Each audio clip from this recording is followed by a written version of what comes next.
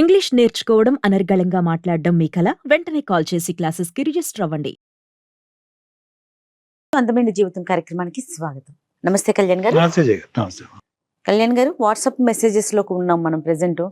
చాలా మంది మెసేజెస్ పెడుతూ ఉన్నారండి. దాంట్లో ఏదైతే అర్జెంటో ఇమీడియట్ గా ఎవరికైతే మీ సలహా సూచన అవసరమో వాళ్ళు పిక్ చేసుకుంటారు. Very good. Right sir. అయితే డాక్టర్ గారితో ఎవరైనా పర్సనల్ గా మాట్లాడాలి, ఇలా వేదిక రూపంలో కాకుండా పర్సనల్ గా మాట్లాడాలనుకుంటే కింద స్క్రోల్ అవుతున్న నెంబర్కి కాల్ చేసి అపాయింట్మెంట్ తీసుకొని పర్సనల్ గా మాట్లాడొచ్చు. ఈ రోజు ఇష్యూకి వద్దామండి. ధరణి అనే అమ్మాయి మనకి వాట్సాప్ మెసేజ్ చేసింది. పర్సనల్ ఇష్యూ, పెళ్ళైన అమ్మాయేనండి. సో తను స్టూడియోకి వస్తానందండి. నేను అన్నాను, అమ్మ ఫోన్లో మాట్లాడన్నా. లేదు మేడం, నేను నాలాంటి వాళ్ళు ఖచ్చితంగా బయటికి రావాలి, మాట్లాడాల్సిందే అనింది. సో ఇన్వైట్ చేస్తానండి, తను పిలుస్తాను. అమ్మ ధరణి, రండమ్మా.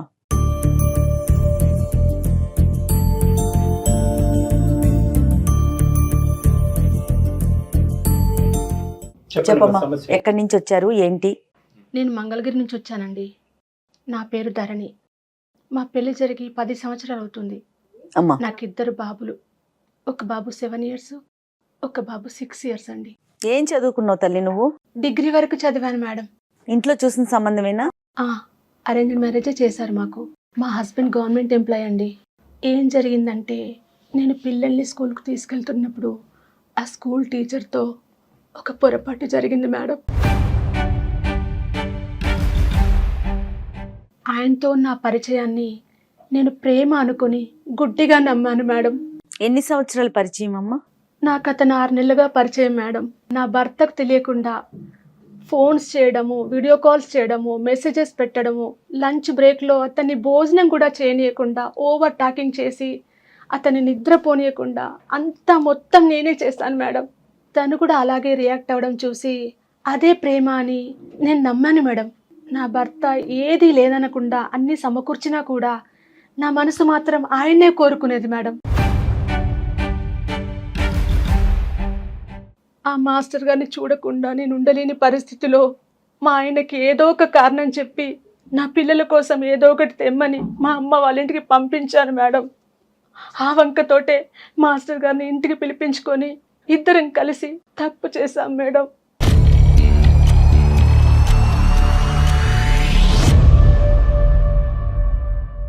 అతనితో నా ప్రేమ బలపడిపోయాక అతని అండ చూసుకొని నా భర్తను లెక్క చేయకుండా నా భర్త చూస్తుండగానే విచ్చలవిడిగా ప్రవర్తించాం మేడం. చాలా బాధ పెట్టాను.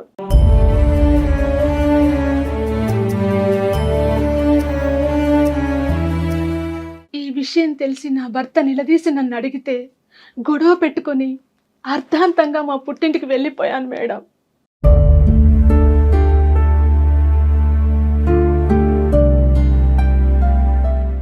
నన్ను మోసం చేసి నా దగ్గర 4 లక్షల రూపాయలు తీసుకొని నా నంబర్ బ్లాక్ లిస్ట్లో పెట్టాడు మేడం.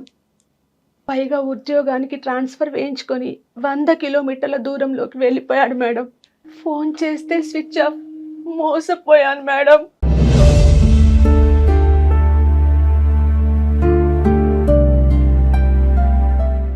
ఏంటి, ఒక నెలల పరిచయంతోనే అతనితో ఎక్కడి దాకా ప్రయాణం చేయాలో అక్కడి దాకా నువ్వు ప్రయాణం ట్రావెల్ చేసేసి 2 పిల్లల తల్లివై ఉండి అతను డబ్బులు ఇవ్వలేదు, నీ దగ్గర డబ్బులు తీసుకుని ఎగ్గొట్టినాక అప్పుడు అతను నిజమైన ప్రేమ కాదని అర్థమైందా తల్లి నీకు? కాదమ్మా, నాకు ఒకటి అర్థం కాదు. అసలు పెళ్ళైన తర్వాత ప్రేమ ఏంటి, మళ్ళీ ఆ తొక్కలోడు ప్రేమలో నిజం ప్రేమ అబద్ధ ప్రేమ ఏంటమ్మా? ఎంతమంది పెళ్ళమ్మా నీకు? 2 అండి. కళ్యాణ్ గారు, అసలు అంటే నేను ఇప్పటివరకు అసలు ఏం వింటున్నానో నాకైతే అర్థం కాలేదు కళ్యాణ్ గారు.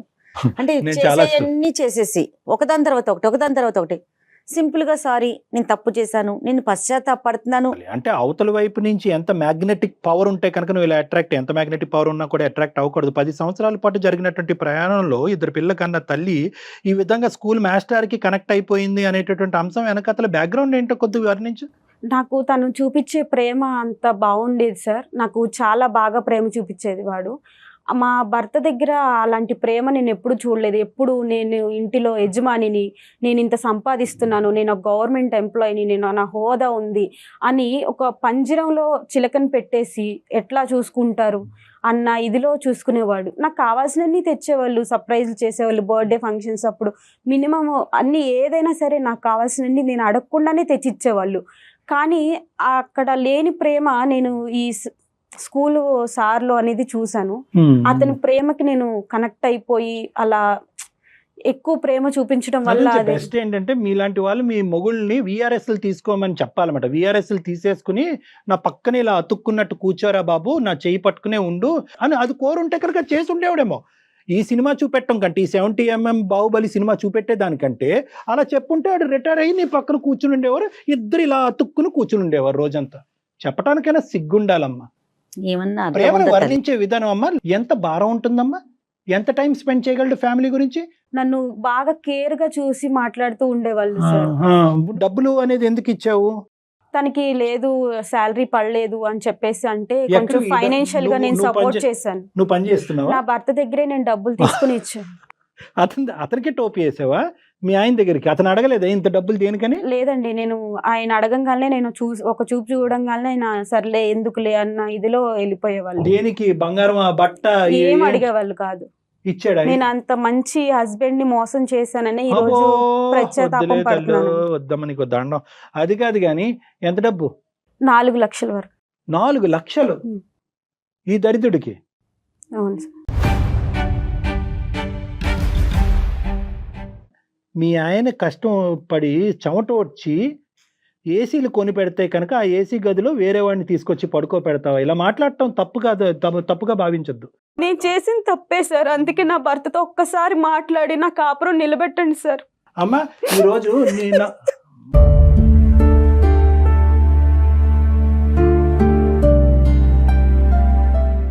తప్పు ఒప్పుకోవడానికి వచ్చాను సార్, దయచేసి నా కాపురం నిలబెట్టండి సార్. ఇతని మేడం అమ్మా అవన్నీ చేద్దాంలే, కాపురం నిలబెట్టక మేమేం చేయగలం కానీ పిల్లలు ఎక్కడున్నారమ్మా? అవి చాలా తప్పుగా అడుగుతున్నా, ఏమనుకోవద్దు. మీరు ఈ మా అమ్మగారి మానవ ఇంట్లోనే ఉన్నాం సార్.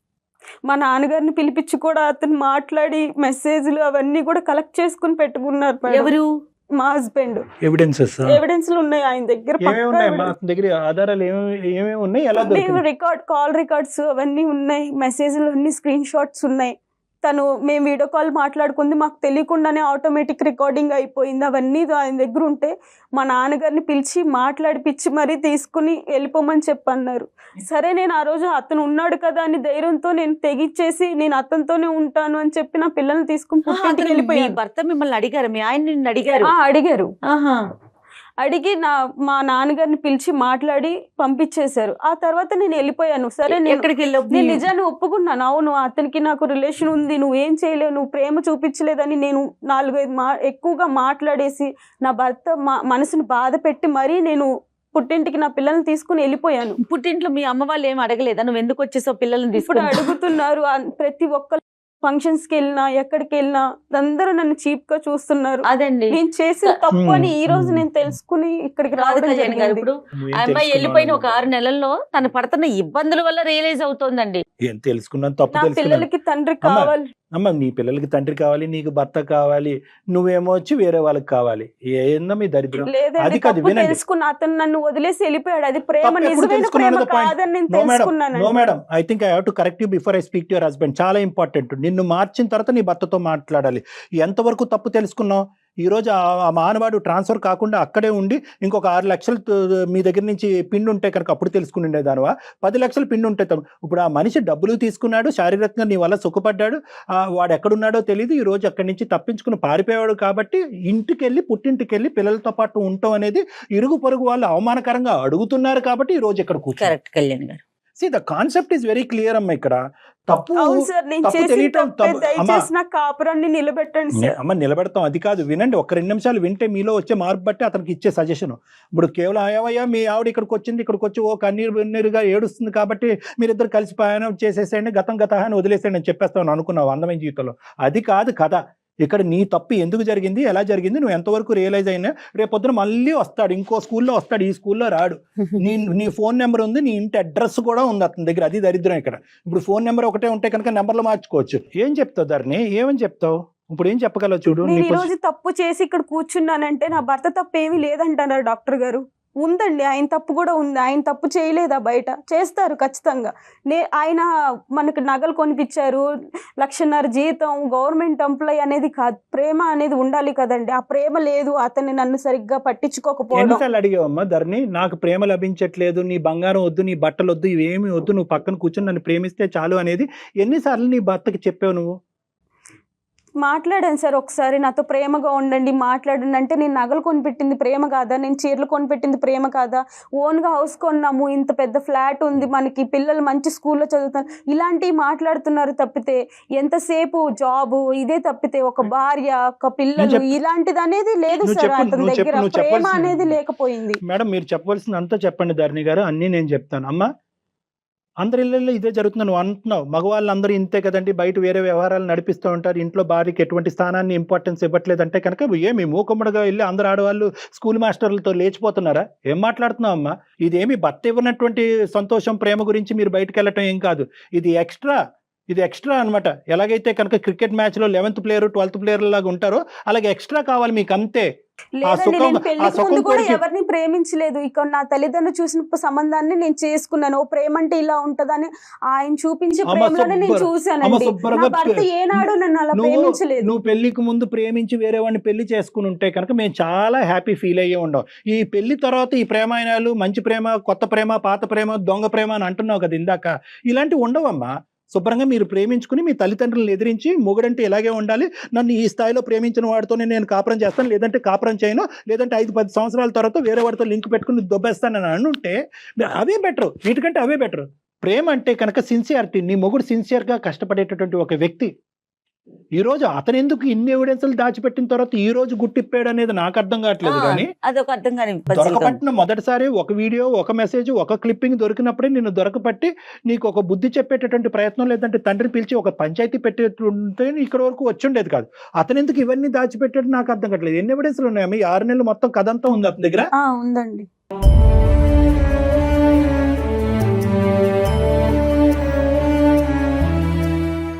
మొత్తం మీరు చేసిన ప్రయాణం అంతా ఉంది, వీడియోలు, మెసేజ్లు, ఫోన్ కాల్స్ అన్ని ఉన్నాయి. నిన్నెప్పుడు అడిగాడు? ఇవన్నీ దొరికిన తర్వాత ఇప్పుడు 6 నెలల తర్వాత అడిగాడా? నిన్ను కూడా మొదట అడిగాడా? ఎన్నిసార్లు అడిగాడు? ఒకసారి అడిగారు, మా నాన్నగారిని పిలిచి మాట్లాడారు. ఇంకా అదే ఫైనల్. నాతో ఇంట్లో ఒకటి డిస్కషన్ జరిగింది. ఆ తర్వాత మా నాన్నగారికి ఫోన్ చేసి పిలిపించి మాట్లాడి పంపించడం జరిగింది సార్. ఇక్కడ మా హస్బెండ్ గారికి ఎప్పటి నుంచి కొంచెం ఎక్కడ తప్పు దొరికితే మనము ఎప్పుడు బ్లేమ్ చేద్దామా అనే కాన్సెప్ట్ లో ఉంటారు. విడిగా మిమ్మల్ని ఇంట్లో కూడా అంతేనా? ఇంట్లో కూడా అంతే మేడం. వంటగదిలో ఏదైనా చిన్న మిస్టేక్ జరిగినా దాని గురించి ఒక 10 నిమిషాలు క్లాస్ తీసుకుంటారు. అదే 10 నిమిషాలు నాతో ఆప్యాయంగా ప్రేమగా మాట్లాడితే బాగుండేది. ఈ రోజు నా జీవితం ఇలా అయ్యేది కాదు, నేను ఇలా బాధపడేదాన్ని కాదు, నా పిల్లలకి అన్యాయం జరిగేది కాదు, నాకు ఇలా జరిగేది కాదని నేను ఇప్పుడు ఫీల్ అవుతున్నాను.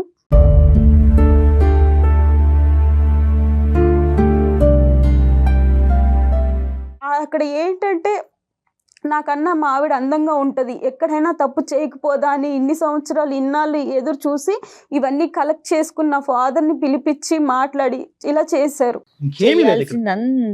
వాడు సుఖం, నువ్వు సుఖాన్ని ఇచ్చావు, నీ అందం గురించి ఏదో మరి వాడు పడ్డాడు, ఏమవుతుంది, వాడు పెళ్ళి అయిందో లేదన్నది మాకు అనవసరం. ఆ సబ్జెక్ట్ వాడు ఇష్యూలో మీకు వెళ్ళాం. ప్లస్ నీ డబ్బులు కూడా కాజేస్తావు. ఇప్పుడు 2 పెద్ద ఆధారాలు ఉన్నాయి మీ ఆయన దగ్గర.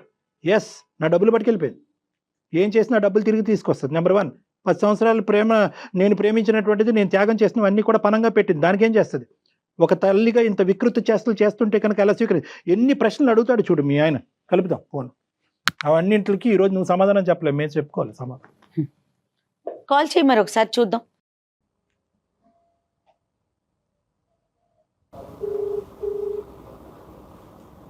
స్పీకర్ స్పీకర్ పెట్టమ్మా.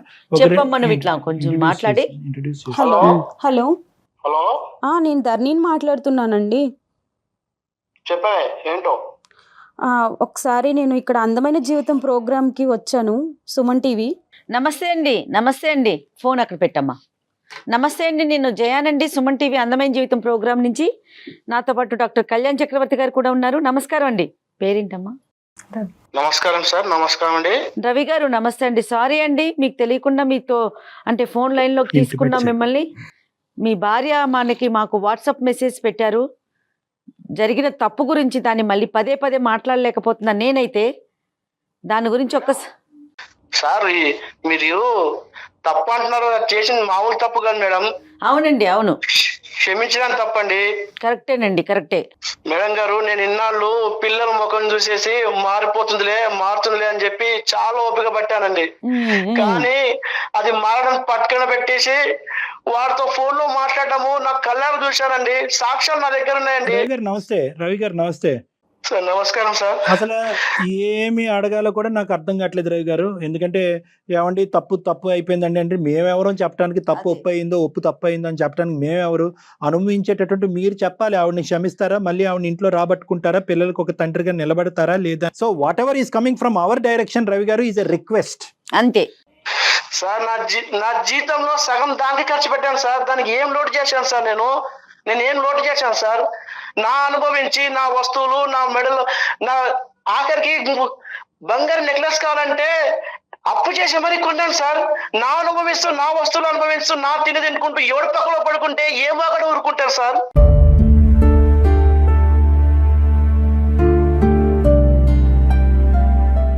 మీరు ఆలోచించండి సార్ ఒక్కసారి.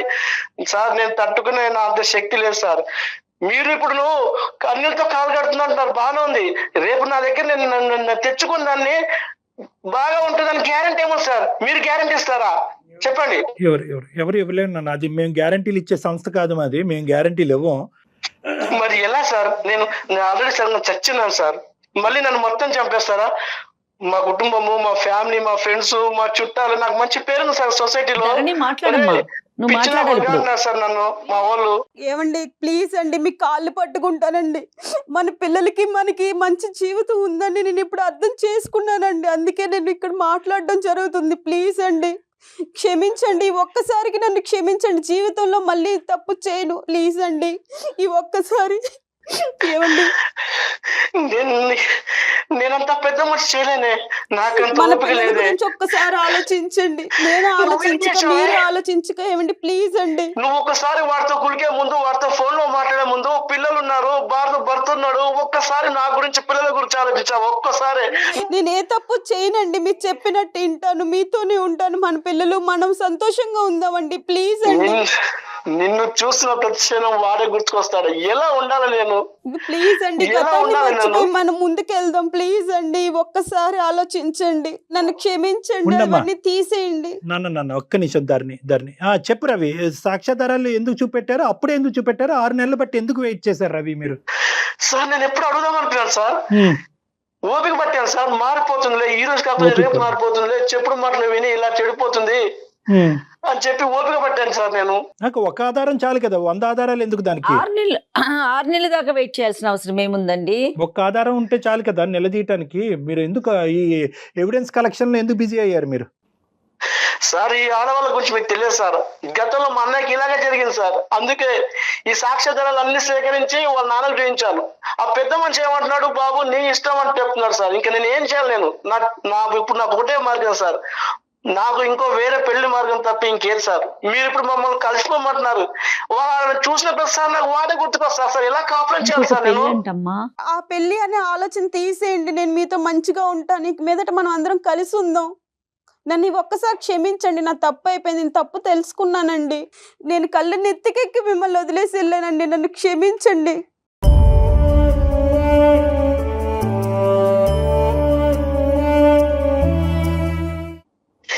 చూడదాన్ని నేను చచ్చిపోయి ఉన్నాను.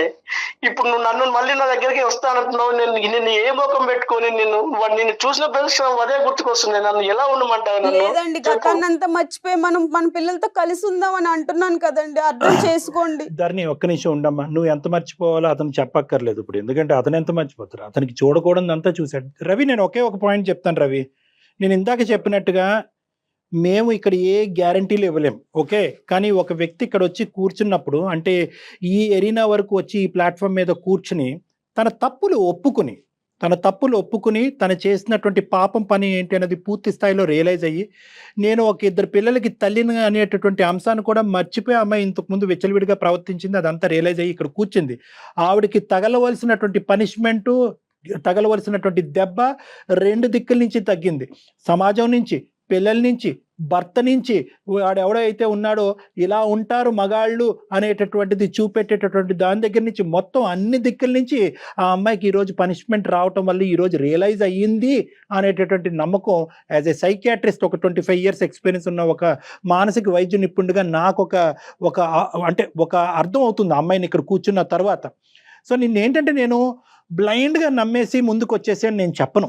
ఒకటే అడగగలను, రిక్వెస్ట్, నాకు ఆ అమ్మాయి మారింది అనేటువంటి నమ్మకం నాకు వచ్చింది కాబట్టి ఒక్క అవకాశం ఇవ్వండి. ఎలా ఇవ్వమంటారు డాక్టర్ గారు అని మీరు అడుగుతారు కదా. ఒకే ఒక పాయింట్, 10 years పాటు మీరు జరిగినటువంటి ప్రయాణం వర్సెస్ 6 months పాటు ఈ అమ్మాయి చేసినటువంటి తప్పు, ఈ రెండు విశ్లేషించుకోండి. డబ్బులు, సుఖాలు, సంతోషాలు లభిస్తున్నాయి కానీ ఆ అమ్మాయి తన మానసికంగా లోపల డిఫైన్ చేసుకున్నటువంటి ప్రేమకి నిర్వచనం మీ దగ్గర నుంచి అది దొరకలేదు. దాని గురించి మనం తర్వాత కూడా మాట్లాడుకోవాలి ఒకసారి. ఏంటి అంటే కనుక భర్త అనేటువంటి బహుశా సినిమాలు చూస్తుందా, సీరియల్స్ చూస్తుందా, ఎదురింటి పక్కింటోళ్ళు కాపురాలు చూస్తుందా నాకైతే తెలియదు, కానీ తన మనసులో మాత్రం భర్త అంటే కనుక ఇలా రావాలి, ఇలా మాట్లాడాలి, ఇలా ఉంచాలి. అలా కాకుండానే అందంగా ఉన్న నువ్వు నా చేయి దాటిపోతావు అనేటటువంటి అభద్రతతో మీరు ఉండటము, నువ్వు బయటకు వెళ్తే కనుక ఏ విధంగా ఉంటావు అనేటటువంటి ఆలోచనతో ఉండటం వల్ల ఆ అమ్మాయి ఆశించినటువంటిది. అయినా కానీ ఆ అమ్మాయి చేసినటువంటి తప్పుని నేను సమర్థించట్లేదు. కానీ అటువంటిది లభించకపోవటం అనేది ఒక ఎత్తు అయితే కనుక ఈ అమ్మాయి లోపాలని స్టూడెంట్ క్లాసుల కంటే ఈ అమ్మాయిని కౌన్సిలింగ్ చేసుకుంటూ ఈ అమ్మాయి దగ్గర నుంచి మొత్తం ఇన్పుట్ అంతా కూడా ఒక నీచుడు రాబట్టుకున్నాడు. అటువంటి నీచులు ఈ అమ్మాయికి ముందే పరిచయం అయి ఉంటే కనుక ఏమై ఉండదో మరి నాకు తెలియదు, కానీ వాడు రాబట్టుకుని ఈ అమ్మాయికి ఏదైతే కావాలి అని అనుకుంటుందో వాడు ఏంటంటే దాన్ని మసిపూసి మారేడుకాయ చేసి ఆ అమ్మాయికి ఇప్పించి దాంతోపాటు మీ డబ్బులు కూడా లాక్కునేటటువంటి స్థాయి వరకు చేసినటువంటి ఒక వ్యక్తి అక్కడి నుంచి ఎప్పుడైతే అతనికి కావాల్సినవన్నీ వచ్చినాయో అక్కడి నుంచి పారిపోయినట్టు. సో ఈ రెండు ఫోర్సెస్ వల్ల ఈ అమ్మాయి తప్పటడుగు వేసుకుంది. ఆ విధంగా చూడండి, 10 years వర్సెస్ 6 months కింద చూడండి మీరు. సార్ నేను ఇప్పుడు ఒకటే సార్, పోయిన డబ్బు గురించి కాదు నా బాధ, ఇప్పుడు నా పరువు పోయింది సార్.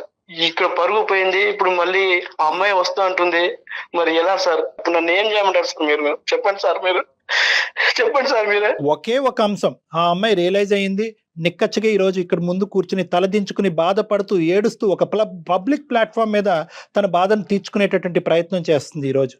అది చాలదా అండి మీకు ఒక గ్యారంటీ? సార్ ఎందుకంటే మీ మాట, మీ టోన్ లో ఇప్పటికీ కూడా ఆ అమ్మాయి మీద ఒక ప్రేమ ఉందన్నట్టు అనిపిస్తుందండి. ఏమోనే, నేనేం చేయలేకపోతాను ఇప్పుడు. కాదు ఇది వాళ్ళే నీకు న్యాయం చేయాలి ఇప్పుడు. ధరణి కాదు నాన్న, న్యాయం అనేటటువంటిది మీ పిల్లలకి చేయాలి నాన్న, మీ ఇద్దరికి కాదు. చూసారా, మనం అనుకుంటే పిల్లలు పుడతారు కానీ పిల్లలు అనుకుంటే మనం తల్లిదండ్రులుగా రాము. అదే ఇక్కడ ఉన్న దరిద్రం. ఇప్పుడు ఆ పిల్లలు ఇప్పుడు నాశనం అవుతారు. ఇప్పుడు మీరేమనుకుంటున్నారు, నా భార్య తప్పు చేసింది కాబట్టి నేను వెళ్తాను, ఇంకో పెళ్లి చేసుకుంటానని మీరు అంటున్నారు. ఆ అమ్మాయి ఏమొచ్చి విచ్చలవిడిగా తిరిగినప్పుడు పిల్లలు గుర్తుకు రాలేదు, కాపురం గుర్తు రాలేదు, భర్త గుర్తుకు రాలేదు. ఇప్పుడు సడన్ గా వచ్చి ఏమండి మనకు పిల్లలు ఉన్నానండి, మన నలుగురు ఉందాం అంటున్నారు. ఏంది పిచ్చుకోవాల? కేవలం 1 గంట పాటు మనం ఫోన్ కాల్లో మాట్లాడేసుకున్నాం. ఆవిడ ఇక్కడ ఏడ్చేసి మీ కాళ్ళు కన్నీళ్ళతో కడిగేస్తుంది కాబట్టి బాబు రవి నువ్వు వచ్చేసి ఆవిడతో కాపురం చేయని చెప్పి నేను చెప్పను. అందుగురించి ఇందాకటి నుంచి నేను మిమ్మల్ని బతిమాలట్లేదు, అడుక్కోవట్లేదు. బాబు ఇది పిల్లల గురించి కాపురం, పెద్దవాళ్ళ గురించి కాపురం అని నేను చెప్పట్లేదు. ఇది కంప్లీట్గా మీ కోర్టులో ఉన్న బంతి. మీరు ఎలా ఆడితే అలా నడుస్తుంది. మీరు కావాలి అనుకుంటే ధరణి ఉంటుంది, నో అనుకుంటే నో. కానీ నేను ఈరోజు మీకు ఏం చెప్తున్నానంటే ఇది ఒక్క దెబ్బతో తెగేది కాదు. దయచేసి 1, 2, 3 సార్లు మీరిద్దరు నా దగ్గరికి రండి. ఎందుకంటే ఈరోజు కలిపి పంపించడం అనేది ఎంత ఇంపార్టెంటో రేపొద్దున ఈ అనుమానం, అవమానం, ప్రశ్నలు, కోపాలు, తాపాలు పిల్లలు ఎదుర్కొంటా కానీ మీ ఇద్దరు కానీ మళ్ళీ ఫ్యూచర్లో రాకూడదు. ఈ దెబ్బతో మొత్తం అంతా కట్ ఆఫ్ అయిపోవాలి ఇద్దరికి కూడా. సార్ నేను ఒకటే సార్, ఇన్నాళ్ళుగా అది ఇంటి నుంచి పోయింది, ఎక్కడ తిరిగిందో నాకు తెలియదు, కానీ ఇప్పుడు మీ ముందుకు వచ్చి ఇప్పుడు నన్ను మళ్ళీ ఇంటికి వస్తానంటుంది సార్. అది మారిందని నమ్మకం నాలో కలుగుతుంది. ఎందుకంటే మీరు మీ మాటలు వింటుంటే నాకు ఎక్కడో ఏదో ఒక ఆశ సార్, సంసారం పైన చిన్న ఆశ కలుగుతుంది సార్. మీరు మాట్లాడుతున్నారు ఒకే ఒక ఆశ సార్, ఒకటే ఒక ఆశ. ఖచ్చితంగా ఒక పని చేయండి. ముందు పిల్లల్ని మీ అత్తగారింట్లోనే ఉంచి ఒక 2-3 రోజులు మీరు ఎక్కడికైనా బయటకు వెళ్ళి ఏదైనా మీకు ఇష్టమైన దైవాన్ని దర్శించుకొని తర్వాత కళ్యాణ్ గారిని కలవండి. ఆయనతో ఆయన అపాయింట్మెంట్ తీసుకొని ఒక 2-3 సార్లు కలిసిన తరువాత చక్కగా మళ్ళీ కొత్త జీవితాన్ని స్టార్ట్ చేయండి. రవి గారు, ఇప్పుడు ఇది ఎవ్వరికీ తెలియదు, ఎందుకంటే ఇలాంటి అంశాలు ఎప్పుడైతే గుట్టు రట్టు అవుతుందో అప్పుడు కాస్త ఇది బిగించడం కానీ కలపటం చాలా కష్టం. ఇక్కడ ఎక్కడికి వెళ్ళలేదు, కేవలం ధరణి వాళ్ళ తండ్రి గారికి తెలుసు, మీ ఫ్యామిలీ మెంబర్స్ తెలుసు, దానికి మించి కుటుంబ సభ్యులు ఎవరికి తెలియదు, బయట తెలియనివ్వకండి సార్, దయచేసి బయట తెలియనివ్వకండి. ఎవ్వరికి Yes, తెలియదు. ఎట్టి పరిస్థితుల్లో తెలియదండి. చెప్పండి మేడం. దానికి ఆ ఎష్యూరెన్స్ మేము ఇస్తామండి. ధరణి అంటే తను ఫిజికల్ గా ఇక్కడ ఉన్నా కూడా తను కనిపించకుండా తగిన జాగ్రత్తలు మేము తీసుకుంటాము. పేరు కూడా మార్చి పేరు కూడా తను నేను ఒరిజినల్ గా మాట్లాడేస్తాను అన్నా కూడా మేము సుమన్ టీవీ తరపున వద్దమ్మా అట్లా రాకూడదు, అది నీకు మంచిది కాదని చెప్పి తన పేరును కూడా మార్చాము. తన ఫేస్ కూడా క్లియర్ గా కనిపించకుండా అన్ని జాగ్రత్తలు తీసుకున్నామండి. అసలు ఆ విషయానికి మీరు ఎటువంటి సందేహం ఏమీ లేదు. పడొద్దండి. ఈ డిస్కషన్ కూడా ఏదైతే ఉందో, ఏదున్నా మీరు ఆవిడని అడగవలసిన ప్రశ్నలు, ఆవిడ మిమ్మల్ని అడగవలసిన ప్రశ్నలు ఏదన్నా కూడా నా రూమ్ లోనే నడవనియండి ఒక 2-3 Yes. సార్లు. అప్పుడు ఏంటంటే అన్ని సమాధానాలకు ఒక మీడియేషన్ ఉంటుంది కాబట్టి గొడవలు కాస్త భావోద్రేకాలు కాస్త ఇంకో స్థాయికి వెళ్లకుండా నిలవరించేటటువంటి వాళ్ళు అవుతాం. మీ భార్యను Sir. ఎప్పుడైతే మీరు సపోర్ట్ చేసుకుంటారో వేరే వాళ్ళు మీ బ్రెయిన్ లో వేరే విషబీజం నాటకుండా నాటకుండా ఉంటారు. ఉంటారు. ఎందుకంటే రేపొద్దున నేను మారుస్తాను, ఆవిడని మారుస్తాను, మిమ్మల్ని ఇద్దరిని కలిపి పంపిస్తాను, ఏంటంటే నీ భార్య అలాగే ఉందా ఇంకోలా ఉందా అని ఎవరిని అడిగితే కనుక మళ్ళీ కథ మొదటికి వస్తుంది. కాబట్టి ఏంటంటే మీ కౌన్సిలింగ్ ఎంత ఇంపార్టెంటో వేరే వాళ్ళ నోర్లు మూయించడం కూడా అంతే ఇంపార్టెంట్. ఆ భాగం మీరు చూసుకోండి, మీ ఇద్దరు భాగం నేను చూసుకుంటాను. వేరే వాళ్ళంటే మీ పేరెంట్స్ ఏనండి, ఇంకెవరో ఉండరు. తను మనసు మార్చుకొని తను మారిందని ఒక్కటే సార్, ఆ ఒక్క మాట నాకు హ్యాపీగా, నాకు సంతోషం Super, వేస్తుంది సార్. super. ఆ నమ్మకం సార్. బా. సార్ మీ సమక్షంలో తను మారిందని ఒప్పుకుంటుంది సార్, తప్పు తెలుసుకుంటుంది సార్. నాకు అదే సార్, అదే ఒక్కటి నమ్మకం చాలు సార్ నాకు. సంతోషం అండి. ఇది అయిపోయాక ఒకసారి మేడం. మాట్లాడదామండి, డాక్టర్ గారిని కలుద్దురు గాని. దాని తర్వాత చక్కగా కొత్త జీవితాన్ని ప్రారంభించండి. ఖచ్చితంగా మేడం, ఖచ్చితంగా. థ్యాంక్ యూ సో మచ్ అండి, చాలా హ్యాపీగా అనిపిస్తోంది. థ్యాంక్ యూ సార్, ఎందుకంటే ఒక థ్యాంక్ యూ చిన్న మేడం, సలహాతో మార్పు వచ్చి మీరు యాక్సెప్ట్ చేశారు. Thank you madam, thank thank you you, madam. Thank you అండి. ఓకే రవి గారు, నమస్తే. థ్యాంక్ యూ అండి, నమస్తే. ఈ Thank you, అమ్మాయి sir. ఏమైనా చెప్తారండి? ఏం లేదు రవి గారు, మీరు ఫోన్ పెట్టేసేయండి. సార్ సార్ సరే సార్, థ్యాంక్ యూ అండి, మనం థ్యాంక్ మళ్ళీ యూ సార్, కలుద్దాం. Thank thank you, you. Thank you.